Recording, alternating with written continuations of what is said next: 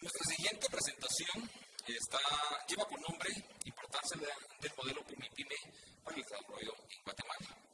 Y está a cargo de Valentín Díaz. Y Valentín Díaz es un experto internacional de la Unión Europea y empresario del sector agrícola, agroindustrial y de servicios, con amplia experiencia en medidas sanitarias y fitosanitarias, inocuidad alimentaria, sistemas de gestión, comercio internacional y gestión de pymes y cooperativas. Es ingeniero industrial con especialización en prevención de riesgos laborales y prevención e investigación de incendios. Licenciado en Administración y Dirección de Empresas con especializaciones en empresas agroindustriales y marketing internacional. Especialista en desarrollo rural y políticas agropecuarias. Bueno, así sí que una gran experiencia que él tiene. Ha trabajado en 40 países. No se las voy a contar todas porque si no, ahí nos quedaríamos mucho tiempo. Pero queremos pasar realmente a la esencia que él nos va a presentar, y es realmente la importancia del modelo PYME en nuestra querida Guatemala. Valentín, el tiempo es tuyo. Muchas gracias. Gracias, Gato. No, está usted. Gracias. Bueno, muchas gracias. La buena de esta hora es que casi todos los que estamos, ¿no? Porque al empezar temprano, bueno. El tema es que estamos todos preocupados por la salida, porque el tema de las antorchas, las demoras y demás, y por distintas cosas se me ha ido acortando el tiempo y ahora solo de las casi 40 minutos que tenía, ahora tengo media hora. Voy a tratar de hacer lo que iba a hacer en estos 25 minutos que quedan, porque lo que tengo que transmitir yo creo que lo podemos entender todos los que estáis aquí de forma muy rápida. Lo único que quiero es como ratificarlo, dar a entender la importancia que tienen los centros PROMIPYME para Guatemala desde mi perspectiva y dar el primer paso para que tratemos de consolidar una verdadera red de centros PROMIPYME en Guatemala.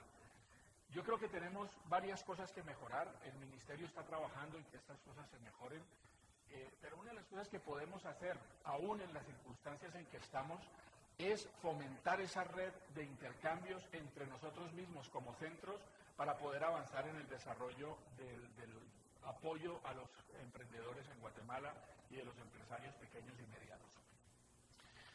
Yo pensaba empezar con una pregunta, pero tiene múltiples respuestas. ¿Cuál creéis que vosotros que sea el principal problema que tiene Guatemala hoy? Hay muchos, estamos todos de acuerdo. Y me permito poder hablar de los problemas de Guatemala a pesar de no haber nacido en Guatemala, porque ya me considero medio chapín. Soy de los que ha llegado a Guatemala y se ha enamorado de Guatemala y estoy aquí ya hace unos cuantos años. ¿Cuál creéis vosotros que sea uno de los principales problemas que tiene Guatemala? La inseguridad es uno. Me parece que vivís felices. ¿Cuál? La desigualdad, discriminación, actitud, todos estos son ciertos. Yo hoy quiero profundizar en el de la desigualdad. Es decir, yo creo que Guatemala es un país donde se ven unos contrastes impresionantes. Te vas a la zona 10 y te encuentras un distribuidor de Lotus, un distribuidor de Maserati. Hace un par de semanas hicieron el lanzamiento de un Porsche en un centro comercial de la zona 14, alucinante, al nivel de cualquier país desarrollado del mundo. Pero resulta que al lado vive una cantidad de gente, que son la mayoría, que no tienen suficiente para llevarse a la boca cada día. Esto es un problema regional, ¿no? Y en muchos casos un problema mundial, como vamos a ver en algunas diapositivas después. Es decir, vivimos en un país con una inmensa riqueza, agobiado para las mayorías por una enorme pobreza. Y parte de este problema ocurre por nuestra culpa, es decir, por culpa de todos. No somos capaces de ver o de ser sensibles a lo que pasa a nuestro alrededor. Yo estuve en la SIECA en un proyecto que terminó en mi participación en ese proyecto. Yo era coordinador de medidas sanitarias y fitosanitarias de la Unión Europea para Centroamérica, y viví una experiencia que me pareció alucinante para, claro, los que estamos acostumbrados a utilizar el transporte público, movernos en metro o movernos en autobús. Una experiencia que yo dije, o sea, esto realmente es muy malo, ¿no? Y os cuento qué pasó. Un día cualquiera hicieron una excursión, programaron una excursión, todo el mundo estaba emocionado porque iban a hacer una excursión. La excursión era venir aquí a la 15, ¿no? A la 15 Avenida, bueno, aquí digo yo, por aquí en algún sitio de la cercanía, subirse en el Metrobús, ir en el Metrobús hasta la zona 1, donde está la estación, bajarse a comer en un Subway que hay ahí y devolverse. Esto parece normal, pero si hubierais visto los comentarios de la gente al regresar, decían, ostras, pero qué maravilla de autobús, pero qué no sé qué. Es decir, para la mayoría de la gente que no es un empleado o un trabajador de recursos limitados, utilizar el transporte público es toda una experiencia. Y esto es muy revelador de la forma de pensar de muchas de las personas en Guatemala. Entonces, si eso pasa por un transporte público, ¿qué vamos a pensar de las personas de otras comunidades, de otras etnias, de otro color de piel o de otro oficio? El desprecio con que miramos a los lustrabotas, que por otra parte es el primer emprendimiento que tienen los niños y jóvenes en este país. Es decir, en la cadena, y esto, los que ya me conocéis, me habéis oído hablar de esto muchas veces, es decir, el primer emprendimiento es coger una caja de lustrabotas y ponerse a trabajar en lo que pueden. En lo que van mejorando un poquitín, se compra una caja de dulces, ¿no? Y venden chicles y tal. El que va mejorando, entonces empieza a distribuirse de piratas. Y ya el top de la cadena a ese nivel es vender accesorios para móvil. Ese ya es el top del emprendimiento de los jóvenes en Guatemala. Pero ¿cómo miramos a esos chavales? Últimamente he visto un crecimiento impresionante de malabaristas en cada semáforo, ¿no? Algunos con muy buena actitud, pero solamente utilizan 2 pelotas, porque no pueden utilizar 3. Entonces, claro, pero ¿qué pasa? Que lo primero que pensamos es, a ver, este si me va a robar. Tenemos una paranoia absoluta y tenemos los cristales cerrados. En fin, hay una situación que genera una desigualdad entre la población que es brutal. Yo no sé si alguna vez os habéis puesto a reflexionar sobre la gente que trabaja en esos centros comerciales donde venden los Porsche y donde venden los Lotus y los Maserati. Yo el otro día me puse a hablar con una de las chicas que vende cosas ahí en uno de estos puestecitos que hay. Y yo le decía, ¿tú dónde desayunas? Porque claro, en algún momento, como a todos vosotros, nos dan ganas de tomar un café o nos dan ganas de hacer algo. Claro, esta gente es imposible que se pueda comprar ni siquiera un café en el mismo centro comercial donde trabaja porque su capacidad adquisitiva es mínima. Entonces, creo que uno de los principales problemas que tenemos es la desigualdad. Estos son recortes y todo va a ser, la presentación está hecha así, ¿no? Recortes sacados de la prensa real, no hay nada inventado. Cuando vi a esta niña me quedé enamorado. Yo no sé cuántos años tenga ahora, pero yo creo que sigue igual de pequeñaja. Pero es que esa foto es maravillosa, ¿no? Es decir, fijaros que los jóvenes, y especialmente si se es joven, indígena y mujer, estamos jodidos. Es decir, la cantidad de niños o niñas, si son indígenas, insisto, es todavía mucho peor. Y si viven en el sector rural, ya ni hablar. El otro día estábamos dando una capacitación en unas fincas de cacao y vi una niña lavando la ropa a media mañana y le pregunto, bueno, ¿cuántos años tienes? 11 años. Vale. ¿Y por qué no estás en la escuela? Pensé que iba al horario de la tarde. Y me dice, es que mi mamá no me deja. Y digo, ¿pero por qué no te deja? Dice, no, porque tengo que ayudar en las labores de la casa. Es decir, las madres son más machistas que los padres, y las madres son las que impiden que esa niña vaya a la escuela porque tiene que quedarse lavando la ropa en la casa. Mientras no superemos ese problema de la educación fundamental, básica, que tiene que haber para los niños, estamos en unas condiciones deplorables hacia el futuro. Lo que voy a decir es muy políticamente incorrecto, pero francamente lo pienso. Yo no estoy en contra del trabajo infantil. ¡Wow! Me vas a matar. Yo no estoy en contra del trabajo infantil siempre que no afecte la necesidad de estudiar de los niños. Es decir, en todos los países del mundo, y conozco unos cuantos, Los niños han trabajado siempre y han tenido unas obligaciones. En España hace 30 años, los niños tenían una cantidad de tareas que cumplir antes de irse a la escuela. Había que ayudar a ordeñar, había que ayudar en la cosecha. Es decir, que los niños trabajen en lo que puedan hacer por filosofía no es malo. El problema es cuando ese trabajo es prioridad antes de ir a la escuela, porque entonces estamos quitando la posibilidad de que ese niño tenga un futuro mejor. Entonces, creo que una de las cosas en que debemos centrar la atención es en que los más jóvenes tengan asegurada la educación. Esto ya lo sabéis todos. Guatemala es un país hermoso, lleno de riquezas, maravilloso, pero sufre el mal de la pobreza. Y es un círculo vicioso, es decir, no hay educación adecuada, por tanto, hay pobreza, hay desempleo y se vuelve a retroalimentar permanentemente ese círculo. Y lo peor es que buena parte de la sociedad guatemalteca es ciega ante esa situación. Es decir, la gente no ve el futuro que puede haber si todos trabajáramos para que esos niños, esa sociedad, pudiera estar en mejores condiciones. Y esto lo decimos todos, ¿no? La ropa sube, la comida sube, la gasolina, pero los salarios no suben. Es decir, los ingresos promedio de la población son unos ingresos demasiado bajos como para poder pensar en un crecimiento propio del país. Los salarios están por los suelos. Como decía, pasa igual en Europa. Esta es una viñeta en España cuando pensaban subir el IVA, que al final lo subieron, allí tenemos el 21%. Y claro, un pobre hombre que ya no le quedaba más que un barril para cubrirse, dice, bueno, va, quedaros con todo, como quien dice, ya qué puedo hacer, ¿no?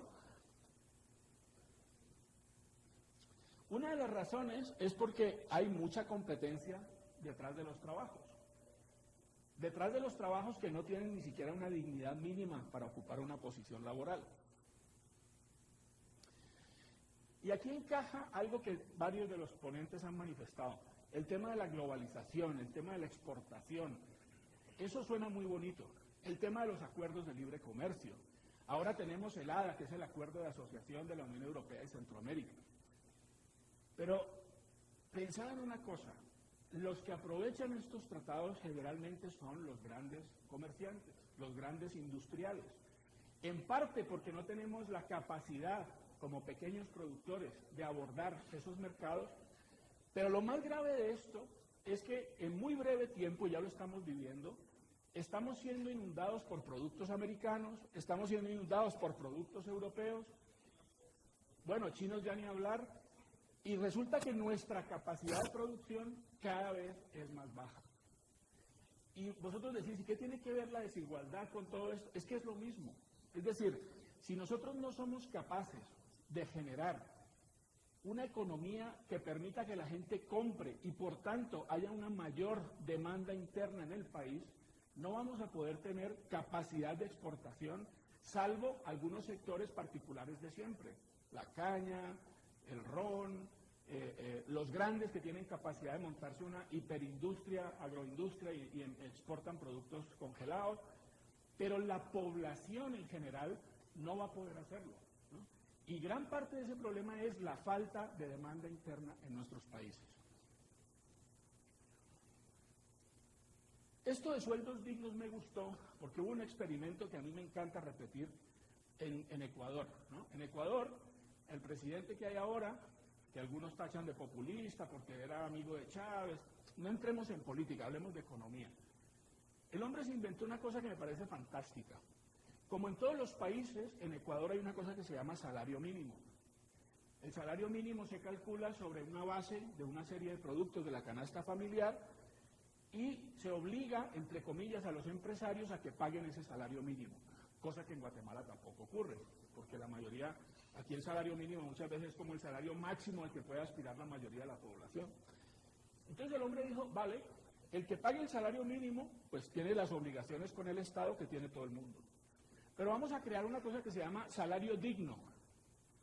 El salario digno surgía de coger los precios de la canasta familiar y completarlo con todas las demás cosas que hacen falta. La educación, un adecuado vestido, etc. En principio, los empresarios montaron en cólera. Comunista, desgraciado, que cómo nos vas a hacer esto, tal, tal. ¿Cuál era la contrapropuesta del gobierno? El gobierno decía, mire, las empresas que paguen el salario digno van a tener una disminución del tanto por ciento en los impuestos y van a tener una disminución en gastos asociados al Estado.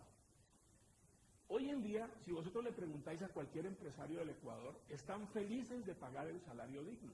¿Por qué? Porque permitió un incremento importantísimo en la demanda, lo que ha hecho que los empresarios ecuatorianos puedan vender en el país sus productos y se haya empezado a mejorar no solo su economía, sino la posibilidad de exportar. De ahí la importancia de tener salarios dignos.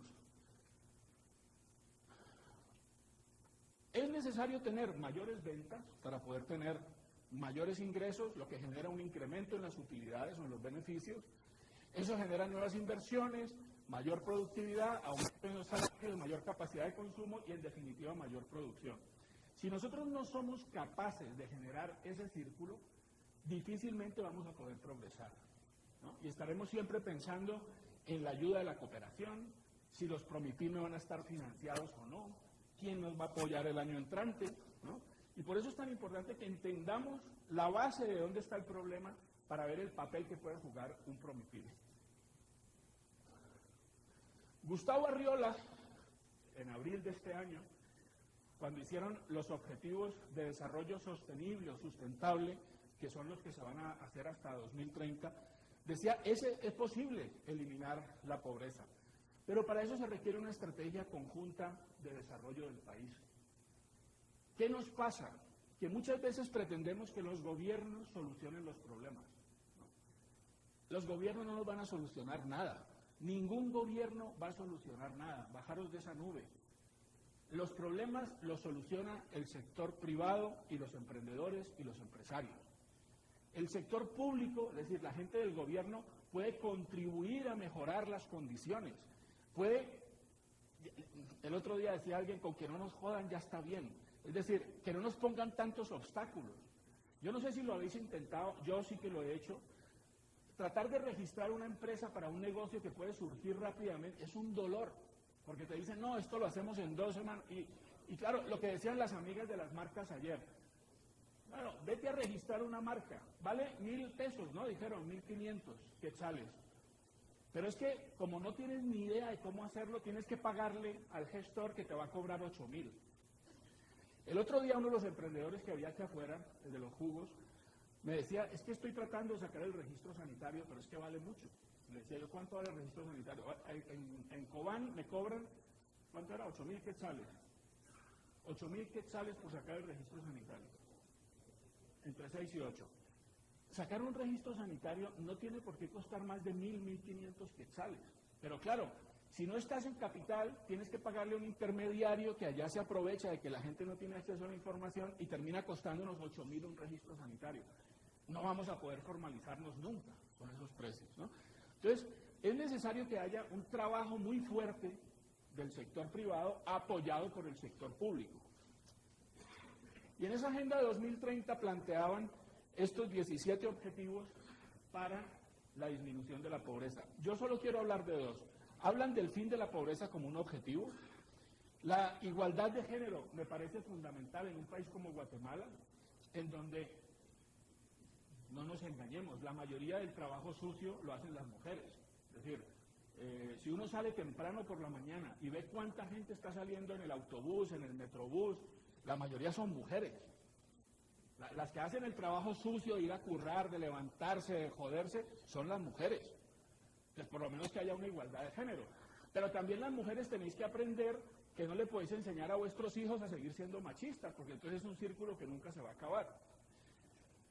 El otro problema es lo que tiene que ver, se me perdió, este era importante, producción y consumo responsable, pero de todos estos, lo que yo quería llamar la atención sobre uno, y no me entendáis mal, porque después vais a decir que yo estoy diciendo una barbaridad, no me entendáis mal, todo lo que tiene que ver con el medio ambiente es importantísimo, es fundamental, sin medio ambiente no podemos sobrevivir, pero los países desarrollados no pueden poner en nuestra cabeza la responsabilidad de salvar el planeta cuando ellos siguen siendo los mayores emisores de CO2 y ahora pretenden que nosotros no cortemos un árbol para nuestro desarrollo porque es que ellos ya cortaron todos y se desarrollaron con esos recursos naturales. Entonces, yo creo que hay que priorizar dentro de estos objetivos, que son todos muy importantes, aquellos que nos van a servir para solucionar el problema inmediato de la pobreza. Bueno, estas son algunas viñetas que no tienen la mayor importancia. ¿Cómo voy de tiempo? Ah, perfecto, muy bien. Entonces, ahora veamos la otra parte, ¿no? Es decir,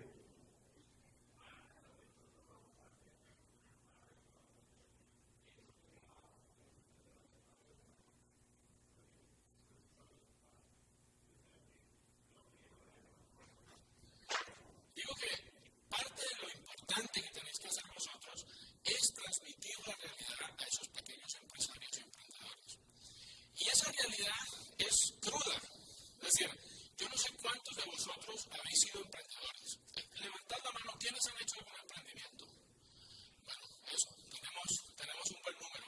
Eso me parece fantástico porque la gente cree que emprender es fácil y emprender es una tarea de obstáculos impresionante, cuesta mucho trabajo, es un verdadero malabarismo, ¿no?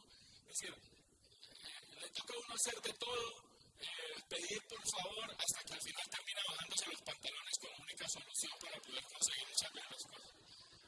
Pero es la realidad, es decir, cuando uno es emprendedor tiene que hacer de todo para conseguir lo que necesita.